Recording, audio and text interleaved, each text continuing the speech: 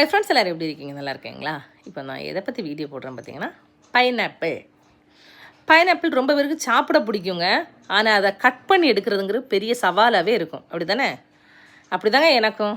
ஆனால் அப்படி தோலை கட் பண்ணி நம்ம கட் பண்ணுறது பதிலாக நான் இப்போ கட் பண்ணுறேன் பாருங்கள். இந்த மெத்தடில் நீங்கள் கட் பண்ணி பாருங்கள். ஏன்னா ரொம்ப வேஸ்ட்டும் ஆகாது, நம்மளுக்கு வந்து வேலை ஈஸியாக இருக்குங்க.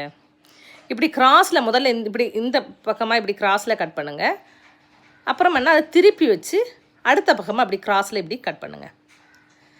இப்படி கட் பண்ண என்ன ஆகுதுன்னா, நம்ம ரொம்ப ரிஸ்க் எடுத்து கட் பண்ணுற மாதிரி இருக்காது. அது மாதிரி ரொம்ப வந்து வேஸ்ட்டும் ஆகாது. இப்போ கட் பண்ண தெரியாமல் கட் பண்ணோம்னா தோலோட நிறைய வேஸ்ட் ஆகும் தெரியுமா? இது அப்படியே வேஸ்ட்டும் ஆகாது. இப்போ எப்படி ஈஸியாக சாப்பிடலாம் பாருங்கள். இப்படி கட் பண்ணிங்கன்னா நம்ம எந்த இடத்துலேருந்து ஒரு பீஸ் எடுத்தாலும் அப்படியே வந்துடும் பாருங்கள். பிடிச்சி அப்படி சென்டர் உள்ள பீஸை சாப்பிட்டுட்டு அப்படியே அந்த தோலை வேஸ்ட்டில் போட்டுடலாம். ஓகேவா? தேங்க்யூ.